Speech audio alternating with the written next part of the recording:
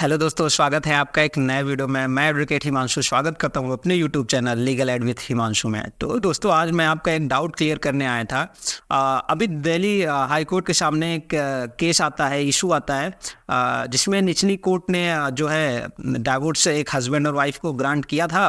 Husband के पक्ष में ये फैसला आया था, तो वाइफ ने इसके अपोजिट में वहाँ पे इसके रिवर्स के लिए फैसले के लिए ये चीज़ें वहाँ पे दायर की थी। तो ये मामला ये था दरअसल कि एक फैमिली कोर्ट ने हस्बैंड और वाइफ को डाइवोर्स ग्रांट की थी। डाइवोर्स के लिए जो कि दायर किया गया था मुकदमा, वो हस्बैंड की तरफ से दायर किया गया था। हस्बैंड का कहना था कि जो ये हमारी वाइफ है, मतलब हमारी श्रीमती जी हैं, ये हमारा शुरू से अपमान करती आई हैं। ये अपने फर्ज होता है वो अदा नहीं किए हैं ये, और शुरू से ही मतलब मेरे घर वालों को प्रताड़ित करना, मुझे मेरा अपमान करना, मतलब इन्होंने पत्नी धर्म का कभी भी सही से उपयोग नहीं किया है, बल्कि उसका प्रयोग सिर्फ हमको परेशानी में डालने के लिए और हमारे घर वालों को परेशानी में डालने के लिए किया है।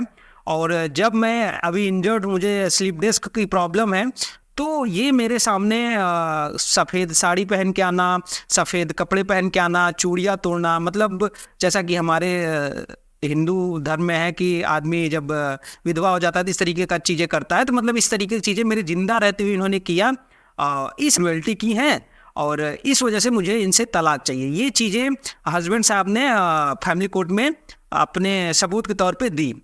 अब ये होता क्या है कि अब जैसे कि आपको पता होगा, अगर आपका सबूत जो है, जो साक्ष्य आप दे रहे हैं, वो अगर ऑथेंटिक है और वो साक्ष्य इतना मजबूत है, तभी जाके आपको मतलब तुरंत न्याय मिलता है, या फिर आपको कहूँ तो डाइवोर्स ग्रांट होती है तुरंत के तुरंत।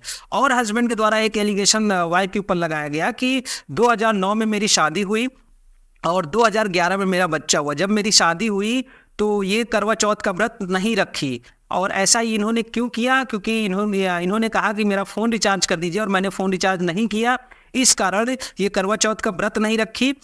ये भी मतलब हस्बैंड भाई साहब ने वहाँ पे फैमिली कोर्ट में ये सब दलीलें दी। अब फैमिली कोर्ट ने हिंदू मैरिज एक्ट 1955 के जो सेक्शन हमारा 13 के सब क्लॉज ए के तहत इनको जो है ग्रांट कर दिया डाइवोर्स। अब जब डाइवोर्स ग्रांट हो गया, तो वाइफ ने इसको चैलेंज करने के लिए, मतलब इस डिसीजन को रिवर्स करने के लिए जाके हाई कोर्ट, मतलब दिल्ली हाई कोर्ट में चली जाती हैं। तो दिल्ली हाई कोर्ट में वो इस आधार पर जाती हैं कि जज साहब, मतलब दिल्ली हाई कोर्ट में जाके ये कहती हैं, जज साहब इनके द्वारा ये जो साक्ष्य दिया गया है कि मैंने करवा चौथ का व्रत नहीं रखा, इस कारण इन्होंने मुझे डाइवोर्स दे दिया। और निचली अदालत ने भी, मतलब फैमिली कोर्ट ने भी ऐसा कर दिया। तो क्या ये सही है? ये फैसला आप रद्द करिए और मुझे डाइवोर्स नहीं चाहिए।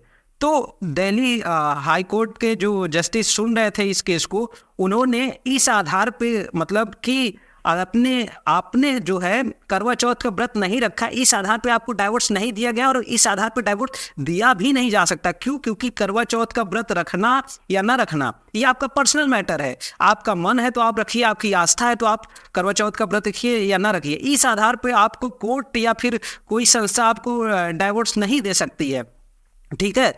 लेकिन जो निचली अदालत यानी फैमिली कोर्ट ने आपको डाइवोर्स ग्रांट की है, वो इस आधार पे ना होकर, बल्कि आपने अपने पति का, जब वो स्लिप डिस्क पे था तो आपने उसके सामने वाइट कपड़ा पहन के आती थी, चूड़ी पहन के आती थी, उसके घर वालों को आपने प्रताड़ित किया।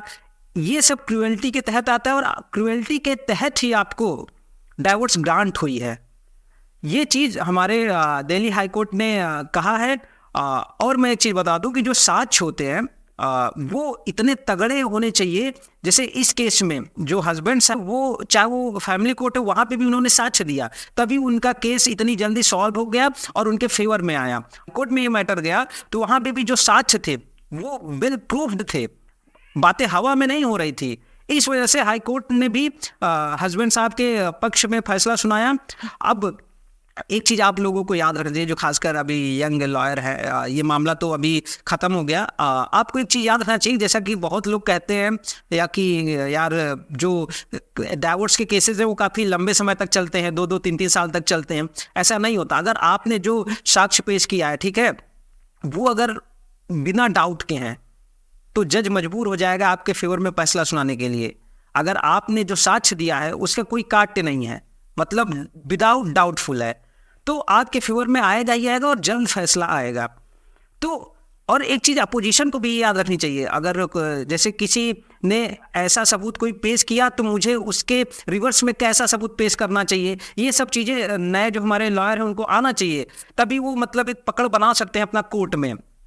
अगर आप किसी लॉयर ने ऐसा सबूत पेश किया तो उसके आप विपक्ष में ऐसा उसमें डाउट क्रिएट करिए। मतलब कोई सबूत मैंने पेश किया मान लीजिए, तो आप उसमें ऐसा डाउट क्रिएट करिए। जब डाउट क्रिएट हो जाता है तो कोर्ट का ये नियम है कि जब डाउट क्रिएट होता है तो उसका जो बेनिफिट है वो अपोजिशन पार्टी को मिलती है, ठीक है। इस वजह से आपको जब भी आप मान लीजिए किसी का बचाव कर रहे हैं और आपके खिलाफ सबूत तगड़ा है, तो आप उसमें डाउट क्रिएट करने की कोशिश करिए। तो ये मामला इतना ही था। तो आज की वीडियो में बस इतना ही, मिलते हैं नेक्स्ट वीडियो में। और चैनल को जो सब्सक्राइब नहीं किया, चैनल को सब्सक्राइब कर लीजिएगा, वीडियो को लाइक कर लीजिएगा। और डिस्क्रिप्शन में मैंने अपना टेलीग्राम का लिंक दे रखा है। आपको कोई भी किसी भी तरीके की, चाहे वो लीगल हो या फिर किसी भी तरीके की अगर हेल्प चाहिए, किसी का क्वेश्चन कोई हो, तो वहाँ पे जुड़ के मुझसे पूछ सकता है। मैं वहाँ सबके डाउट क्लियर करता हूँ। तो इस वीडियो में इतना ही।